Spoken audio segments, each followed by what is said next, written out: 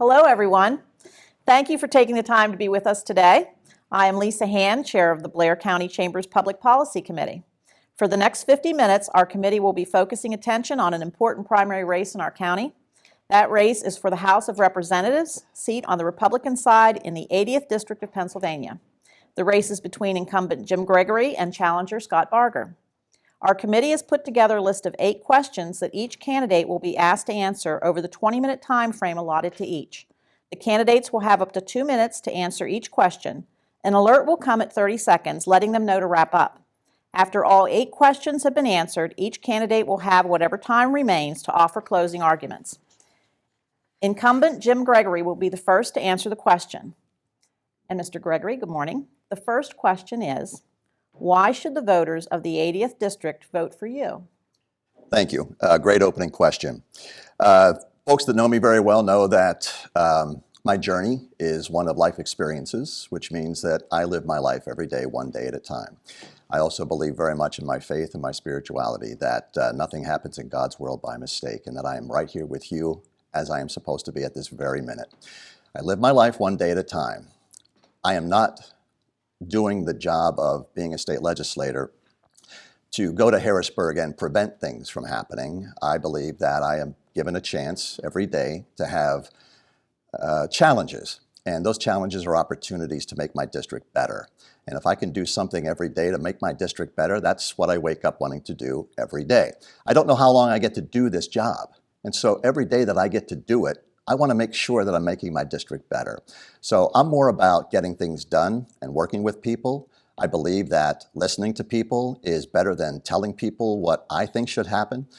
They need to tell me, my constituents, to tell me what they want to see that happens in Blair County and the 80th District to make their lives better.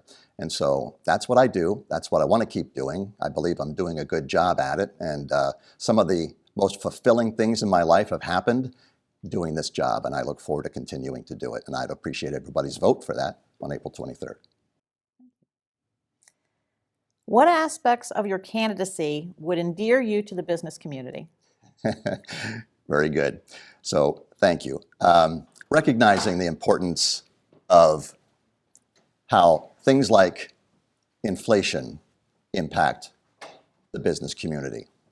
Recognizing that in Pennsylvania, the cost of energy is one of the most influenced issues that families are dealing with. It's their number one issue. Among voters in Pennsylvania, 80% say that that is their number one issue. And so for the business community, knowing how to affect your bottom line, recognizing that the Governor Shapiro energy plan is going to impact them in ways that I don't believe is good, our caucus doesn't believe is good, and we're fighting that. We don't believe that that plan is good. We also don't believe that his plan for education is good for the business community. We also don't believe that his plan for continuing to allow welfare folks to continue not to work is good for the business community. Workforce for all of you in the business community is probably your number one issue. And we can talk about other tax issues, but as you and I talked before we started, you can't find people to work. And if we start to recognize welfare to work and giving people training for jobs, then we can recognize how we can get 750,000 people currently able-bodied in Pennsylvania off of Medicaid insurance and get them onto the better paying private insurance. That's what lifts all boats, including support for our hospitals. Recognizing that if we have a stronger healthcare system in Blair County, everything else lifts with it, including businesses wanting to locate here. People going back to work off the welfare rolls is one of the most important things that I know I can advocate as the state representative from the 80th District. Thank you. What is it about your platform that differentiates you from your opponent? We can agree on a number of things. I know that he has said some things that I certainly disagree with. I know that he has advocated previously, in a previous life, for legalizing all drugs because we're losing the war on drugs. That's not the answer. As someone in long-term recovery, I bristle at that. Serving on the Opioid Trust Committee, recognizing that the money that's coming back from the drug companies, the cartels, if you will, into Pennsylvania and how we can help people in addiction crisis or a mental health crisis. Those are things that I've advocated for because I've lived those life experiences. And I believe that living those life experiences is what separates me from pretty much every other member in the House of Representatives. And so if you can carve out a niche like that and separate yourself because you can talk about those with credibility and you can talk about those because you've lived them, those are the things that I think separate me from not only my opponent, but from just about every other member in the House of Representatives, and I'm very proud of that. And being able to do those kinds of things, the crisis stabilization unit that's coming to Altoona Hospital, that's a big deal. The money that is coming back to Blair County to help with recovery, treatment, services. And then also, you know, when I look in the room and I see folks that are going to benefit from Dreams Go On money coming back to Blair County to help those with intellectual challenges, to be able to do those things, that doesn't just happen because you ask. You have to work for those things. You have to build relationships. And the relationships that I've built that are strong in Harrisburg are what separates me right now to be able to be the best representative and the best candidate in this campaign. What economic development proposals of the current governor do you support and why?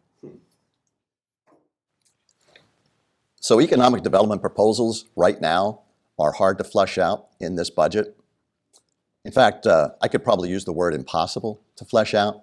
I know that relationships matter, and when I talk to Steve McKnight to tell me what is best about this budget, it's hard to find even from his perspective what is best about this. We need to put more money and more resources into our economic development. Again, whatever his policies aren't necessarily what's important to me. Recognizing how we can bring those resources, whatever they end up being, back to Blair County to support our business community. Things like the multimodal money that was just brought back to encourage the rail spurs for de Gaulle 7D. You know, those kinds of developments that are a part of economic development in Blair County and in Pennsylvania, regardless of what his policies are, all I want to do is make sure that I'm speaking up for the business community to say this is what we need to bring back to Blair County in the 80th District. What election reforms do you think are necessary? Well, what we certainly could do is consider whether or not we want to take my bill and bring it back to life. 7 days after the election in 2020, I was the only representative to author a bill to repeal Act 77. Well, that paste is out of the tube. That's not going to happen.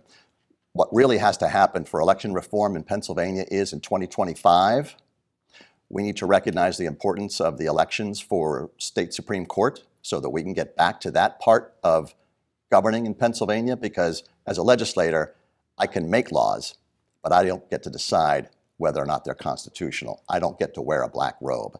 So everything that we put forth when it comes to election reform, unless we have the control of our state Supreme Court to say we're not going to rule from the bench, we're not going to legislate from the bench, election reform has to have more than just what I can do as a legislator.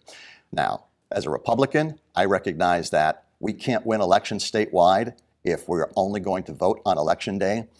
I'm part of letting folks know that what we have to do is take advantage of mail-in balloting. We just have to, or we're going to keep losing. I'm tired of losing elections in Pennsylvania. I don't intend on losing this one either.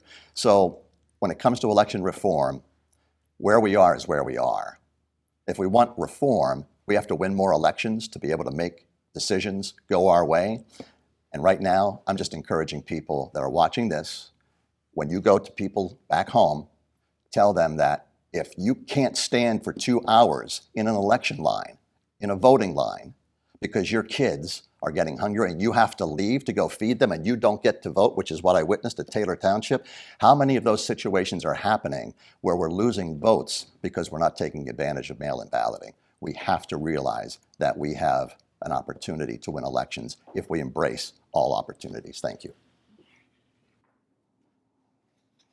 One of the barriers to attracting workers is lack of adequate and affordable housing. What legislation would you propose or support to overcome this barrier?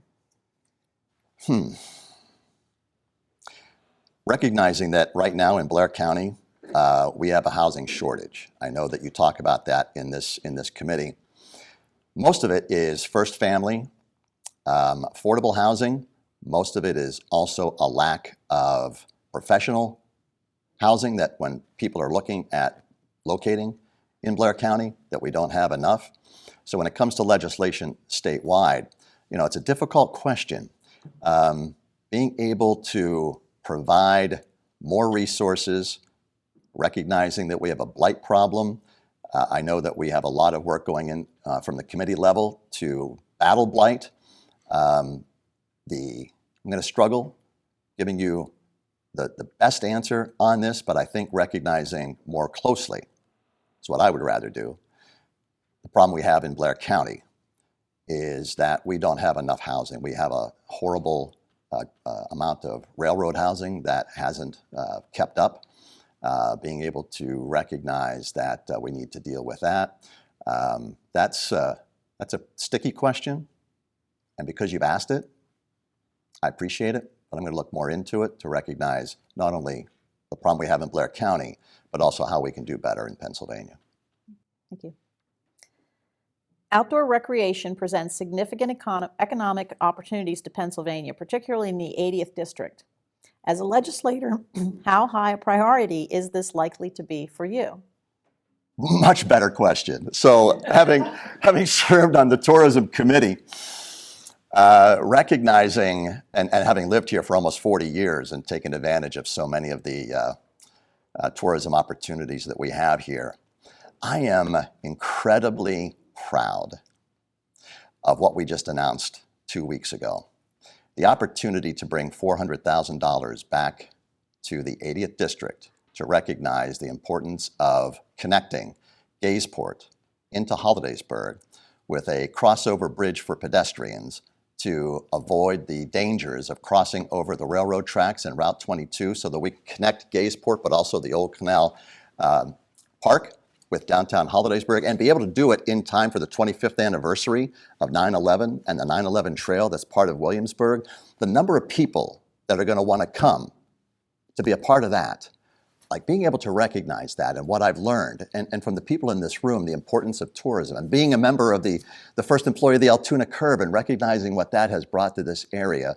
The opportunities that we have here are incredible. First Frontier recognizes it. They certainly make a great effort to not only bring people here, but recognize when they see it, what can we do to make them want to stay here? That's the beauty of tourism. And our tourism is robust in Blair County. We're spending good dollars. We're putting good dollars towards marketing and attractions. And so if I didn't mention Del Grosso Park as certainly being one of those attractions, I'd probably get a phone call after this airs. So I just think that what Blair County has to offer when it comes to tourism, that we are incredibly blessed with everything that we have, including where I'll be on Saturday for the first day of fishing season at Canoe Creek, standing next to Lynn with my fishing pole and my license, and just shoehorning in with everybody else trying to catch that elusive trout. Okay. And our last question today.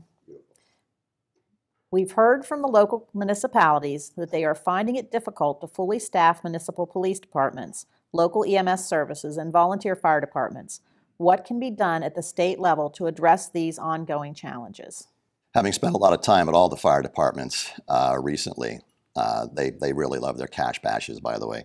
A lot of them are telling me that it's not so much how many firemen they have, it's equipping them.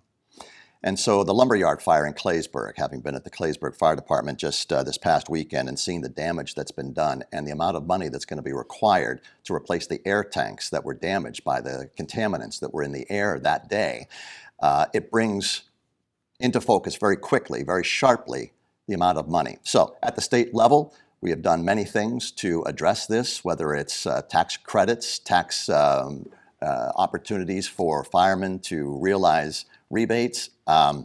There's a lot of things that we already have done, but I am going to say that I'm very proud of the fire departments in the 80th district, that they are very active and very good at applying for the grants In fact, Claysburg just told me all the grant money that they got, they are putting it into equipment.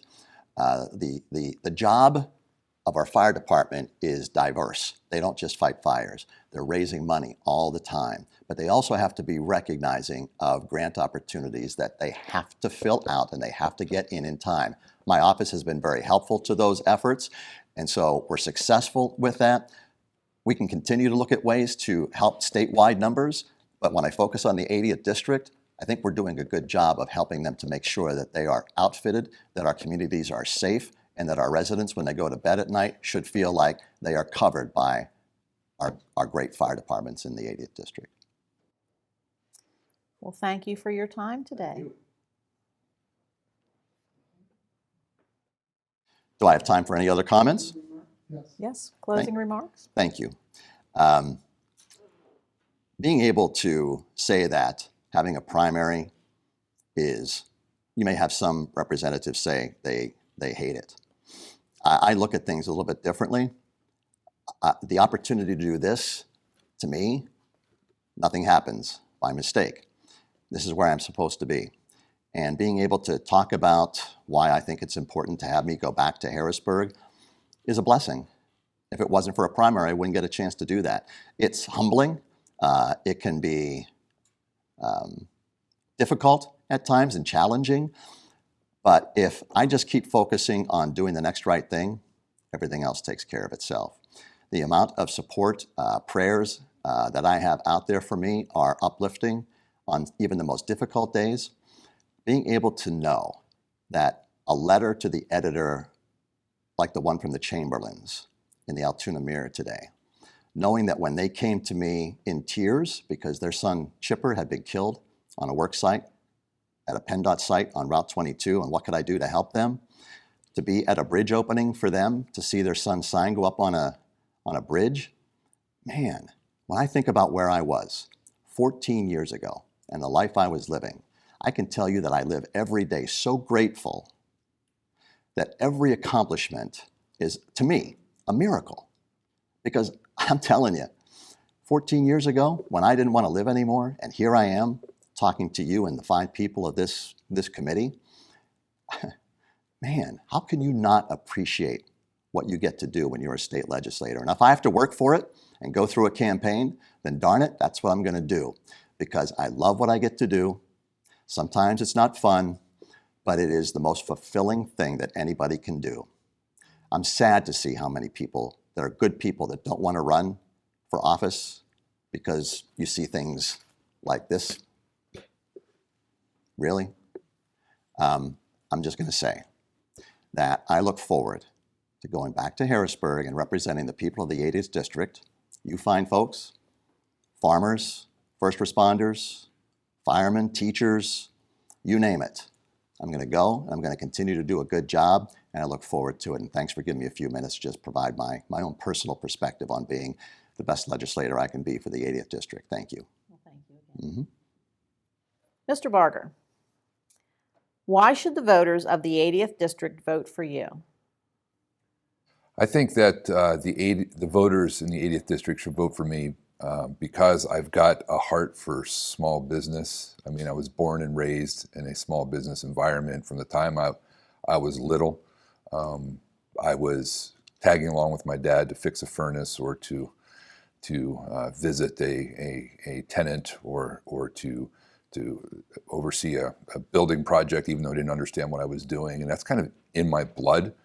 So, and I think that small businesses are really the lifeblood of our local economy. And I feel for them, I understand them. I think that they will have an advocate with me in Harrisburg. I really have enjoyed getting to know small business owners and operators in the area, and all of the different kinds of entrepreneurs that are here, especially among young people, has been surprising and encouraging to me. And I look forward to serving them in Harrisburg as an advocate for what they're trying to do, which is what I think most people in the 80th district are trying to do, and that is secure for themselves a path towards happiness and prosperity. So that's why I think voters should vote for me. Thank you. What aspects of your candidacy would endear you to the business community? Well, I guess I saw that question coming, didn't I? I do think that I understand them. I was visiting a farm out in the Cove, and some of the folks that were with me were just in love with the cows that were there. But I couldn't help but ask questions about how are they saving money and how machines work and how much did that cost and how much are you saving because you invested in this machine. I talked to one young lady and she was explaining to me that they invested in a machine that cleans the sand that they use for bedding. And I thought, well, why are you doing that? Why are you cleaning the sand instead of replacing the sand? And by the way, can I see the machine that cleans the sand? And they showed that to me, and it was fascinating. And the dirty sand went in one side and was washed, and the clean sand came out the other side. And I asked, well, how much does that help your business? She said it saves us $250,000 a year. And I knew, as coming from a small business family, saving a dollar, my dad used to say, saving a dollar is easier than making a dollar. And so I appreciate the farming community and how they understand that and put that into practice. I would hope that they would trust me that I understand what it means to try to save a dollar. I understand what it means to be the person who has to ultimately address the problems in a small to medium-sized business. If you're the owner of a small farm, if you are the owner of a small business, ultimately the problems are yours. And you have to be the one that gets up in the middle of the night to unstop the drain or to fix the frozen pipe. That's on you. And I admire that about small business owners. I think they're really the heroes of our local economy. What is it about your platform that differentiates you from your opponent? I think that my platform is broader than my opponents. I think that I have an interest primarily, I would say if I had to pick one thing that would be of interest would be public education, what we can do to fix that problem. But my wife and I between us have 9 children. And that is, you're right, that's a lot. And that has us involved and invested in public education for most of my life. And I think that the Republican Party should be doing more. I think we have a lot of solutions to offer. I would like to see us be more proactive in that area. I would like to see us come up not only with gripes and complaints about what's not working, but positive solutions of what could help. So that would be one thing that differentiates me, I believe. I also think we have a lot of work to do in boosting confidence with voters in terms of election integrity.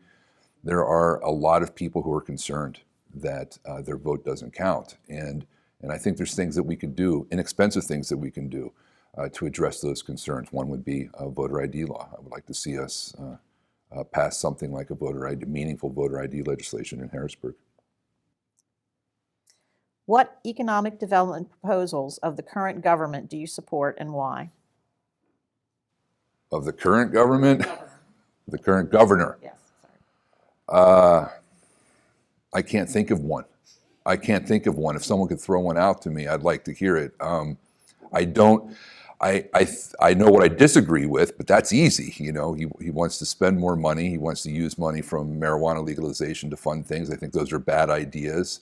I've heard that there is something of a push towards improving infrastructure, but I think that's every politician talks about that because it's a safe, proactive topic to mention when you're campaigning. Who isn't for infrastructure? But I'd want to see the actual concrete idea on paper before I could say I can support it. What election reforms do you think are necessary?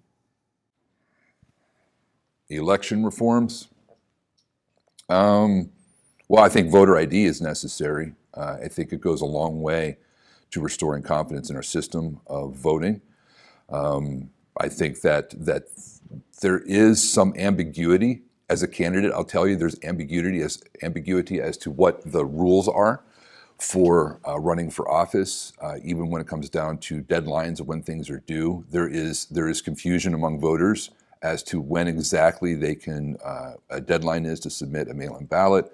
I think some clarity there would help. I also think clarity in terms of transparency of where funding is coming from.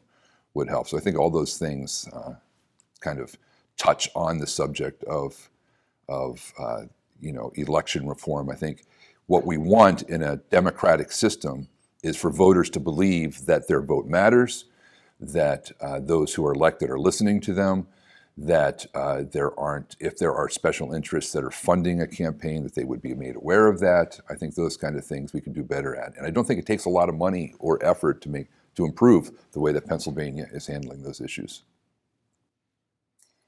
One of the barriers to attracting workers is lack of adequate and affordable housing. What legislation would you propose or support to overcome this barrier? Adequate housing?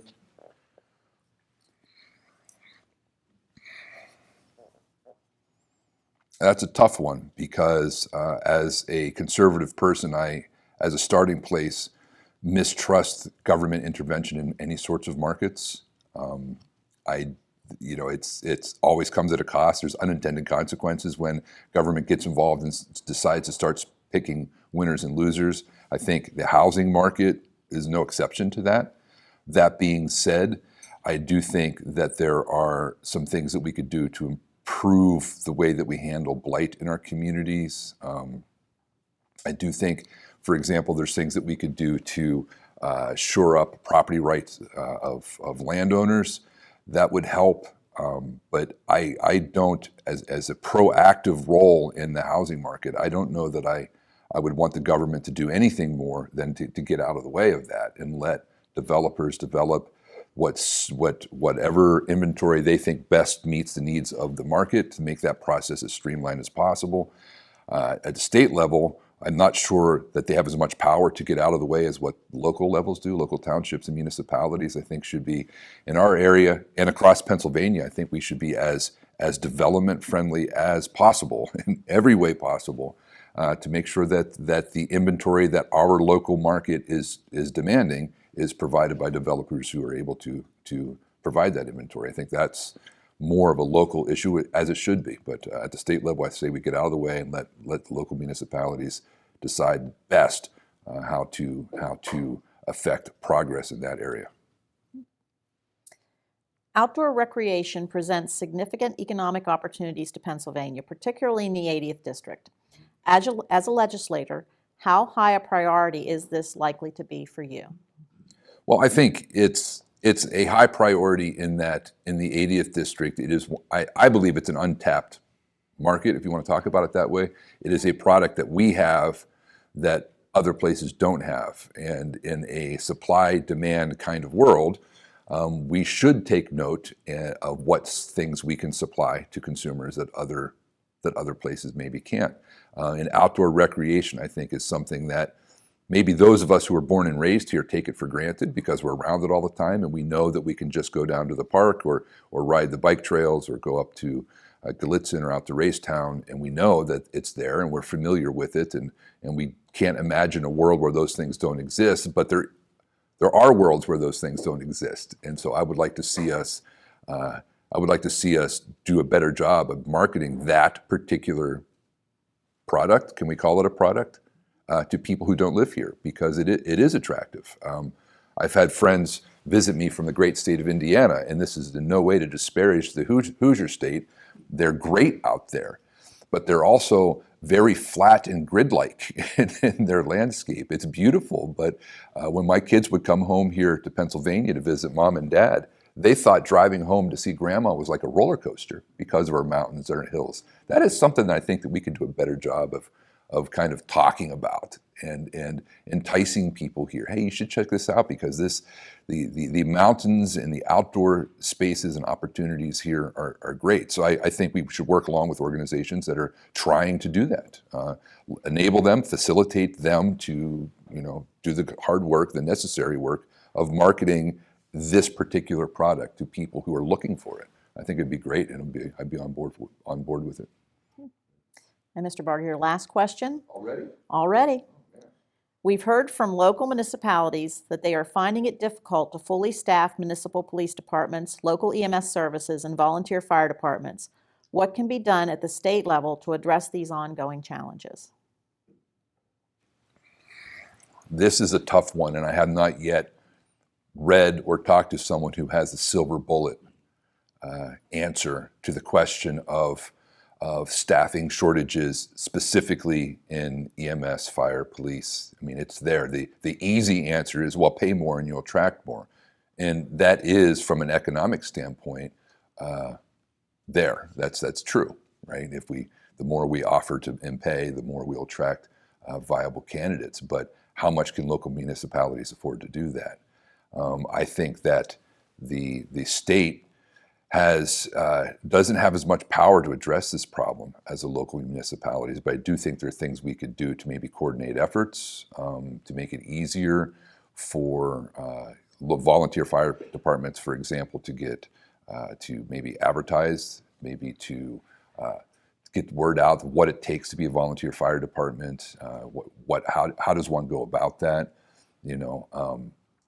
Those kind of solutions are unique challenges to county and local municipalities. I'm not sure what the state can do other than provide funding, which again is the easy answer, but always comes at a cost. Where does that funding come from? Which Peter do we rob to pay the Paul of local municipal emergency services? But I do think that that's something of a come alongside and try to help these volunteer fire departments, police departments, attract qualified candidates for employment. We should explore every option, leave no rock unturned. Thank you. Would you like to make any closing remarks? Yeah, sure. I mean, I'm running for office, so I never turned down the opportunity to talk to a room full of people. I'm often asked the question why I'm running, and it's a multifaceted answer, but maybe the most important facet for me personally is because when we moved here, like I said, from the state of Indiana, even though this was my home, my wife and I were both born and raised in central Pennsylvania. I'm an Altoona guy. Grew up over at the Altoona campus, kicking around over there, causing trouble for the Durbans when I could. My children were born in the state of Indiana. When we moved back here, I wasn't sure, were they going to be displaced Hoosiers or central Pennsylvanians? Well, as God would have it, they view themselves as central Pennsylvanians. And they're putting down their roots here. My son is getting ready to get married. He's marrying a Tyrone gal.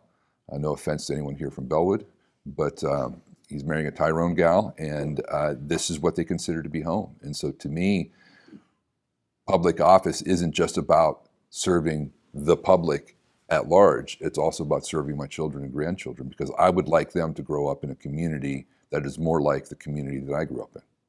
So that's maybe the biggest reason why I'm running for office here in central Pennsylvania. Thank you. I want to thank everyone again for taking the opportunity to learn about our two candidates. The Public Policy Committee of the Blair County Chamber encourages you to vote on April 23rd. We'd also like to thank the staff of Altoona Public Access for providing the video for this program. Enjoy the rest of your day.